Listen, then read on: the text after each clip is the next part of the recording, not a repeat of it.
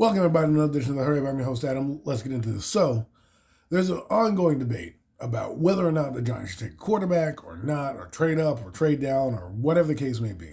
But the argument for a receiver or, one of the other players, like a lineman, oh, it's okay, let's take him. Meanwhile, the Giants have invested how many draft picks in the line? Thomas, John Michael Schmitz, Josh Zudu, Marcus McKeithen, Evan Neal, 5 guys that I mentioned already. Not to mention Shane Lemieux and a few other guys. They've drafted Wan'Dale Robinson, Jalen Hyatt in the draft. Okay, they've allocated resources. They brought in Kenny Golladay and Kadarius Stone. They've allocated resources to positions.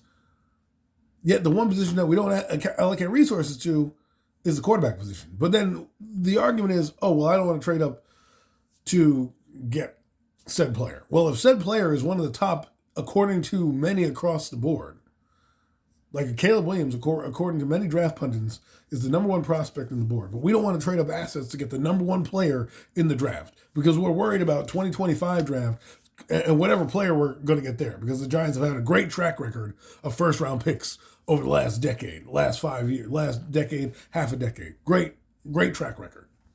So we're worried about that. I think what people aren't understanding about the quarterback and getting one is our quarterback is not that good right now. He's not. You can tell me, oh, he's the first one in, last one out. He's not good. The eye test doesn't lie. And those that are telling you, oh, we got to keep him because he pays $40 million. Sorry, not buying it. Not when you have it out in 2025. The only benefit of playing him is possibly to trade him. You know his ceiling. He's not a great quarterback. He doesn't process things pre and post snap. He does well against bad defenses, not good against good defenses. What more do you need to see? And people are telling me, well, they don't need to go to the quarterback position. I'm like, Joe Shea's job is to evaluate talent and get better at this roster. And people want to throw shittier players at the quarterback position on a hope and a prayer, when statistically the players in the lesser rounds at the quarterback position from 92, there's only been like 8 players that have played 88 games in their career. I mean, Purdy might add to that, but that's a crazy stat I heard the other day.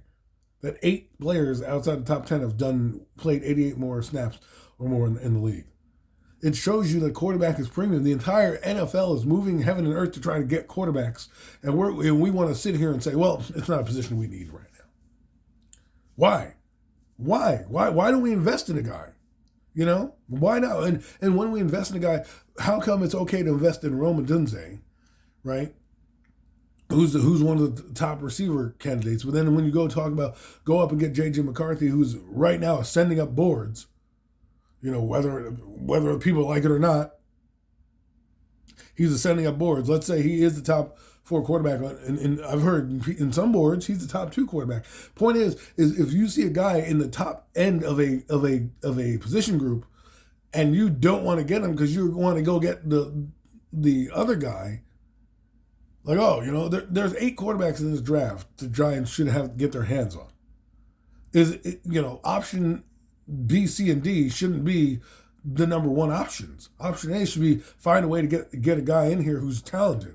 And the thing that needs to stop is people need to stop telling me about Daniel Jones and what he can do against a rookie. A rookie is a prospect. What a prospect is a guy that you hoped and you have hopes for and possible projections for. Coming out is what you have to evaluate them on. All the quarterbacks I mentioned out of the top 6 are all better as prospects coming out than Daniel Jones. Why would I not want one of those guys? And the contract is small. Plus, if Daniel Jones is not the guy in 2025, I already have a guy in here to wait. I don't want to wait till 2025 where the Giants, who, let's be honest, don't tank as a team. Everyone's like, oh, tank for the season. So if Shedeur Sanders is the number 1 quarterback all year, and the Giants are, floundering around 5 or 6 wins, and another team that's worse than the Giants, let's say, I don't know, we'll use said team. Who is bad? Let's use the Cardinals. Not saying they're going to be bad, but let's just use the Cardinals, right? Cardinals come down, and they say, you know what, we want to move on from Kyler Murray. We had the first overall pick in the draft. We have a chance against Shedeur Sanders. Why wouldn't they do the same thing right now? Right now we're talking about the Chicago Bears drafting the number one overall pick, and everyone's like they'll be crazy to trade out of it. So why would next year be any different if the Giants don't get the number one pick? Oh, we could acquire during free agency. Well, that's what I said about acquiring talent through free agency for the other parts of the team, but nobody wants to listen to that when it comes to the quarterback position. It's like, oh, we can't touch that. We can't draft the top player there. Let's bring in a Spencer Rattler. Spencer Rattler should not be plan A. Spencer Rattler should be plan, oh man, I screwed the pooch because I couldn't get up to 4 to get my guy, and the top 4 picks went, and I didn't get it. Now I'm going to try to jockey in position. And then everyone's like, oh, well, it's easy. Just trade back in the draft. You got to have a trade partner. Mind you, there's other teams, the Broncos, the Falcons, Minnesota, that might need a quarterback as well. So now you're saying to them, if you punt a quarterback and you hope to get a Michael Penix Jr., why are they going to wait for Michael Penix Jr. to come in and trade up? That's what I'm saying. You can't play the board like that. On the day of, maybe it changes. Maybe you can play Russian roulette and try that. They tried it last year. Guess what? They wanted Hendon Hooker. They didn't want to move up to get him. They were hoping that he would fall to them. That's what they were hoping for. The Lions came up and took him. And then this thing about trading assets. It's okay to trade assets to go get Deonte Banks and Jalen Hyatt, guys who they identified as players that could help them and was of need.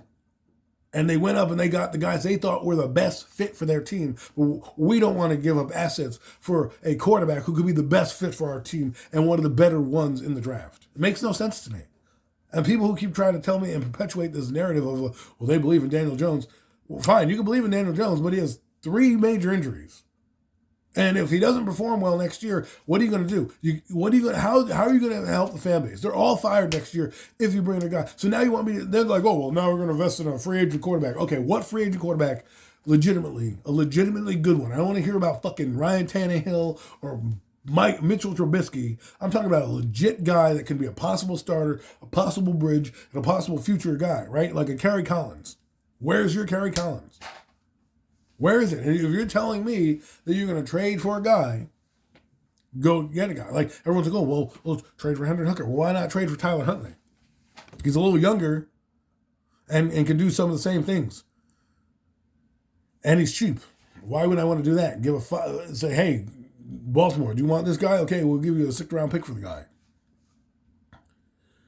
You're talking about numbers. Like, no, I don't believe, and this is me and my seeing the NFL for the last 25 plus years, guys don't want to go to situations where they're going to get their job taken away from them when the starter's there. They rather go to a rookie situation where they know that there's a rookie in front of them, that if that guy falters, I have a chance to start. Gardner Minshew. Gardner Minshew was a backup to Anthony Richardson, went there, made some money. Guess what? The rookie went down or was struggling. Boom, he's in the game. Right? Panthers they benched Young for a game. Andy Dalton came in and lit it up. They're like, oh, nope, we need to give this guy more time. So Andy Dalton's now going to come in here with no rookie and be like, oh yeah, Daniel Jones is going to. So this is the conversation.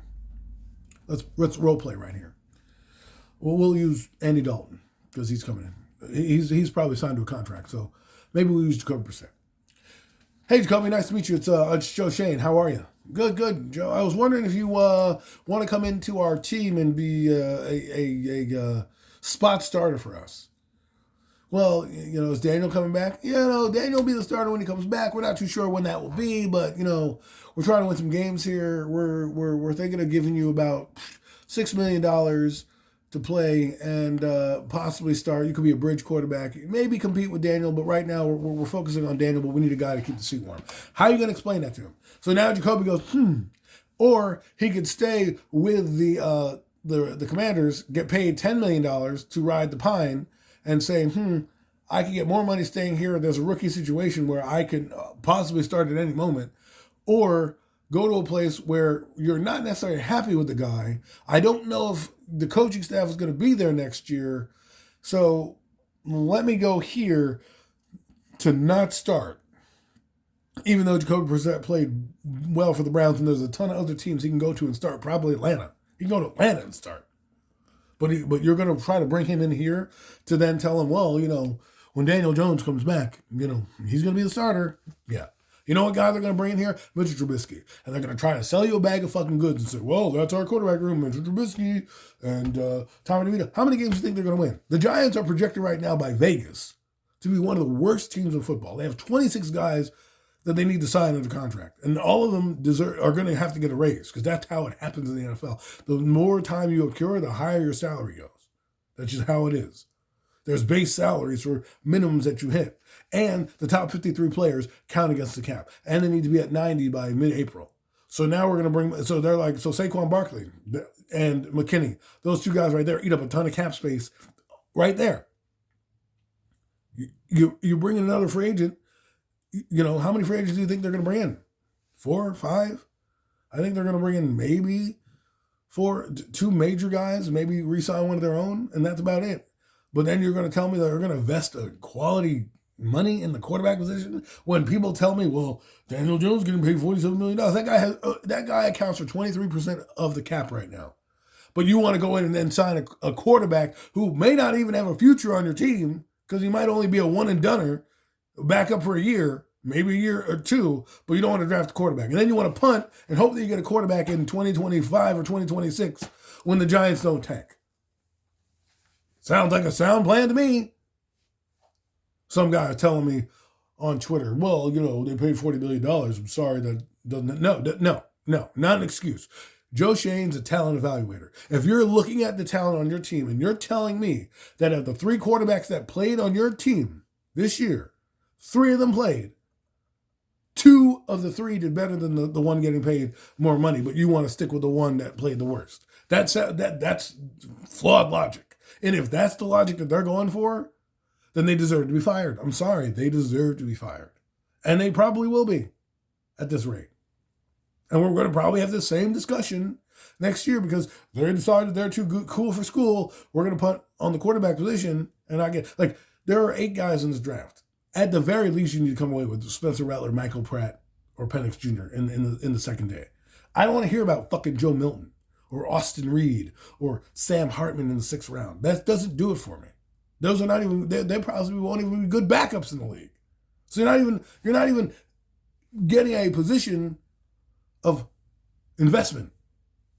This is what we talk about. If you're going to invest in a position, if you're going to say it's okay to take the top receiver in the draft, why not take one of the top quarterbacks? Oh, well, we have to trade up to get him. Okay, we traded up to get Deonte Banks, one of the top corners in the draft. Oh, that's different. That's different. Kid gloves are here. And then people tell me, oh, well, you're going to cheap quarterback. Look at Jake Delhomme. Look at Matt Hasselbeck. Those bums weren't in the league. They were in the league for a short time. They had a short window. They won their few seasons and they're gone. That's like saying, hey, let's build a franchise around Ryan Fitzpatrick. They tried. Guess what? It failed. It failed. But look over at the AFC. They've got sustained ability. They've got guys, whether you like Tua or not, he led the league he was second in the league in passing. Like, what are we doing? Like, everybody wants to criticize, critique. Like, oh, well, he didn't win a ring. Oh, he got Tyreek Hill. And then people act like the receivers are the ones throwing the balls to themselves. Like Jerry Rice is out there running routes, throwing the ball to himself. Meanwhile, the quarterback who touches the ball, 50 to 60 times a game, whether it's a handoff or a pass, right? We were like, why invest in that position? Let's invest in Rome Odunze or Malik Neighbors, a guy who only gets 10 targets. That doesn't mean he touches the ball. That means he gets 10 targets a game. That means they might have looked at him 10 times. He might have only caught 6 passes. Or he might have only caught 3 passes. They looked at him 10 times. But a guy who throws for 40 times, we want to get a lower quality player. Let's wait till the 3rd round, where our evaluations are, let's hope and a prayer. I mean, why at that rate, why have a 1st round? And people will tell me that they're not going to draft a quarterback or they're going to keep doing this. Then why are we even having discussions? Why? If you're so sure that they're going to do that, then why even bother? Why even entertain arguing with people on Twitter if you know what's going to happen? Don't even bother. Just be like, all right, that's what they think. That's it. Because the more you engage in the argument and try to say it, I'm going to counter that argument. I just don't understand why people want to invest in it's like investing in a shitty car or shitty home or fixer-upper right? Unless you know that home is good, like why the fuck are we gonna do all this? Oh, let's tear it down and build it up. People who want a receiver are building from the roof down. Oh, but what about the O-line? What do you mean, what about the O-line? They changed the O-line coaches how many times? They brought in numerous first and second round picks for the O-line and third round picks. They've invested a ton in them. But we haven't invested in a quarterback since 2019. That's the last time we drafted a quarterback. We had Davis Webb, third round pick that everybody wants. Shitty. Bailey Zappi was a fourth round pick. Not the Giants invested in him. Fourth round pick. Crappy. Oh, Kyle Aletta, fourth round pick out of Richmond. Crappy. You know what I mean? Like, what are we talking about here?